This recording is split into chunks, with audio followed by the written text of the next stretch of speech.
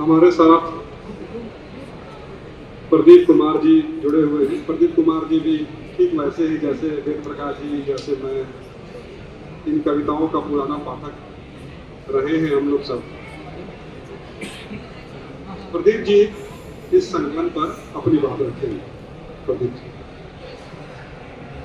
शुक्रिया पंकज भाई, परम आदरणीय डॉक्टर द्वारका प्रसाद चारू मित्र सर, अजय तिवारी सर, विनय सर, पंकज भाई, वेद प्रकाश एवं मित्रों, मैं अपनी बात कहने से पहले एक बात और कहना चाहता हूँ कि यहाँ पे हमारे गुरु लोग सब बैठे हुए हैं जिन्होंने मुझे पढ़ाया है, जीतू को पढ़ाया है। तो मेरी तो वैसे ही देखते ही मुझे लगा कि शायद कैसे अपनी बात रख पाऊंगा, फिर भी मैं कोशिश करता हूँ। धूप तिजोरी में नहीं रहती कवि आलोचक विनय विश्वास का दूसरा काव्य संग्रह है। इस संग्रह में 2005 से लेकर 2019 तक की कविताएं संकलित हैं। जाहिर है कवि ने इस संग्रह को तैयार करने में समय लिया, लिहाजा इस संग्रह में 300 कविताएं हैं। मैं शब्दों का शिल्पी चुप संग्रह की पहली कविता। शिल्पी चुप इसलिए है कि कविता के पुरखे कबीर, तुलसी, प्रेमचंद, वाल्मीकि, रैदास आदि एक एक कर सामने आते हैं और बहुत सहज भाव से पूछते हैं कि हमने तुम्हें बेहतर जीवन स्थितियों, मानवीय संबंधों के जो मंत्र दिए थे उसका क्या हुआ? बेहतर जीवन स्थितियों के लिए अपेक्षित वातावरण का सृजन क्यों नहीं हो पाया? कारण साफ है कि जिस स्कूल में दुनिया को सुखमय बनाने के पाठ पढ़ाए जाते हैं, आज उसकी दीवारों पर दाग है। बुनियादी जीवन मूल्यों के अभाव में आदमी सभ्यता का इस्तेमाल बन गया। व्यक्ति स्वार्थ लोलुप प्रवृत्तियों से ऐसे परिचालित है कि उसे अपने सिवा कुछ और नहीं दिखता। यह मौजूदा समय का संकुचित भाव क्षेत्र है जिसके पटल पर व्यक्ति की लालसा होशियारी नृत्य करती है। उसका दायरा इतना सिमट गया है कि उसके लिए नदी, हवा, प्यास, अंधेरा, संगीत, इन सब का बस इतना सा मायना है कि उसके संचार भावों को पुष्ट कर सके। व्यक्ति की विवेकहीनता मूर्खता की सीमा पार करेगी तो ऐसा होगा ही। मूर्खता ऐसी कि व्यक्ति के ओछेपन को बेपार करते हुए सामने ला रही है। उस पर हावी यह अति आत्मविश्वास उसके अंदर दुनिया को मुट्ठी में कर लेने का तो साहस करता है। इस बात की निरर्थकता आज की वैश्विक महामारी से स्वतः स्पष्ट है। इसलिए कवि का पद बुनियादी जरूरतों को पूरा किए जाने पर है। कवि सर्वग्रासी सामाजिक राजनीतिक ताने बानों के मध्य जीवन की अनिवार्यता की तरफ हमारा ध्यान ले जाता है। परिवार बचा रहे, उसका सौंदर्य बचा रहे, प्रेम बचा रहे, उनसे खिलते निखरते एहसास बचे रहे, दोस्ती बची रहे, उसके सुखद पल बचे रहे। कवि की कामना आमूल चूल परिवर्तन करने की नहीं है। हम उपर्युक्त इस पंक्ति का मर्म काव्य संग्रह के नाम धूप तिजोरी में नहीं रहती शीर्षक कविता एवं पुस्तक के आवरण छाया में हंसते बच्चे के संदर्भ में भी समझ सकते हैं। धूप तिजोरी में नहीं है इसलिए सबके लिए। धूप होती है तो होती है, नहीं तो नहीं। होती है तो सब जगह, नहीं तो नहीं, कहीं नहीं। होती है तो सबके लिए, नहीं तो किसी के लिए नहीं। दरअसल धूप का लोकतंत्र कविता के लोकतंत्र की तरह है, जहां मुख्य धारा के समाज में हेय समझे जाने वाले बच्चे को भी उन्मुक्त हंसने की आजादी है। और यह सिर्फ सैद्धांतिक आजादी नहीं है, बल्कि बच्चे की आंखों में चमक उसके व्यवहारिक आजादी का तोहफा है। मनुष्य होने की पहली शर्त क्या है? यही ना कि वह धूप, रोशनी, बारिश, छांव, रोटी, कपड़ा और मकान में हक मारी ना करे। मानव होने की पहली शर्त है कि वह सामने वाले की निजता का ख्याल करे, परेशानी को अपना समझे।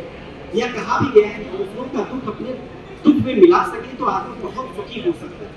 जब मनुष्य अपनी भूमिका का सही निर्वाह नहीं करता है तो ऐसे में कवि सामने आता है। वह मनुष्य को उसकी वास्तविक भूमिका की याद दिलाता है। प्रेम, सद्भाव, धूप संबंधों की जीवन में महत्ता को रेखांकित करता है। यही कारण है कि संग्रह की ज्यादातर कविताएं फिर से स्वभाव भूमि में वापस लौटने की मनोभाव करती है, जिसकी तरफ से या तो हमने मुंह मोड़ लिया है या उस वृत्त से हम कहीं दूर निकल। इस संग्रह की कविताएं ऐसी है जिसमें असीम तक उड़ान भरने की चाह नहीं, ससीमता चाहिए, पूरी गरिमा के साथ, पूरी मर्यादा के साथ जीवन में धूप बनी रहे, यही क्या कम है। संग्रह में 11 कविता माँ की है। इन कविताओं में माँ की अलग अलग छवियां उभर कर आती है। एक कविता का शीर्षक है दूध के दाम। कविता की पंक्तियां देखिए। माँ का दूध झरा, बनी बूंद बूंद जो पांत, ठोस रूप धर वो हुई, शिशु के मुंह में था। ऐसा खूबसूरत बिंब नन्हे शिशु के मुंह में जब पहली बार दांत झलक मारते हैं तो संसार का कोई चमत्कार सा जान पड़ता है। लेकिन चमत्कार की यह शक्ति माँ के झरते दूध से मिली है, इस पर ध्यान करने जाते हैं। माँ की छवि ही है जो कभी गरीबी में स्वाभिमान के रास्ते पर चलना सिखाती है। ऐसी छवि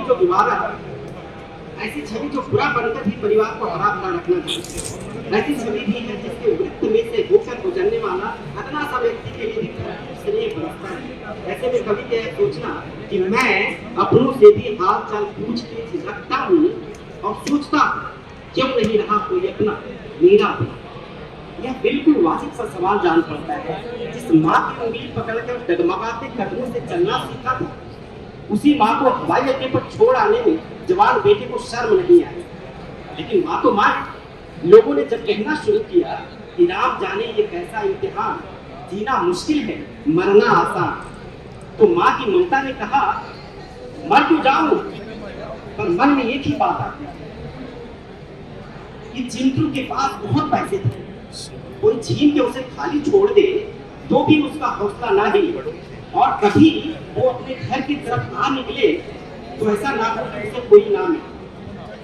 कवि का ध्यान गैर मानवीय स्थितियों के ऊपर जाता है।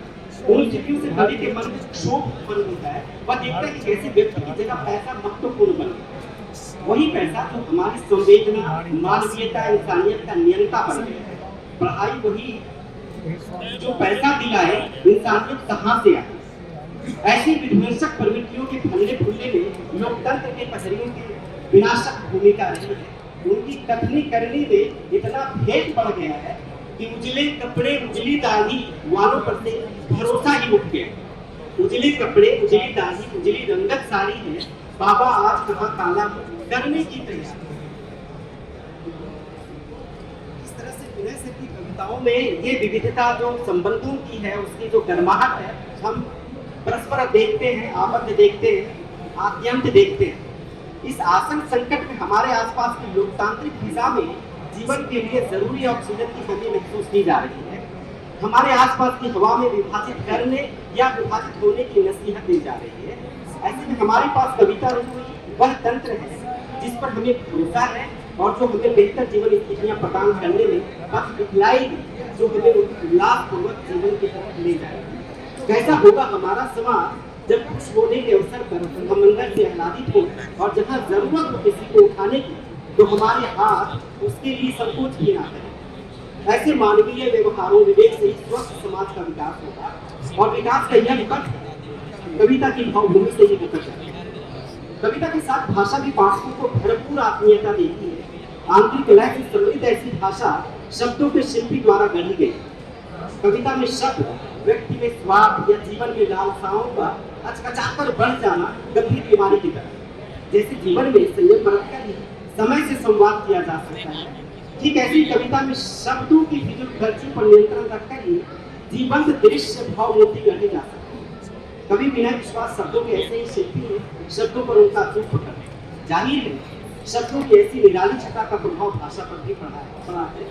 भाषा की भंगिमा और उसकी सहजता ऐसी है कि वह आपको अपनी तरफ खींचती है। भाषा के ऐसा तेवर जो गप मारने के अंदाज में पाठकों के समक्ष आता है और समसामयिक हलचलों उसके विकास को पाठकों के सामने रखते हैं। विनय विश्वास की कविता की काव्य दुनिया में जो समाज, प्रेम, सौंदर्य, दोस्ती है, उसके पास बार बार लौटने का मन करता है।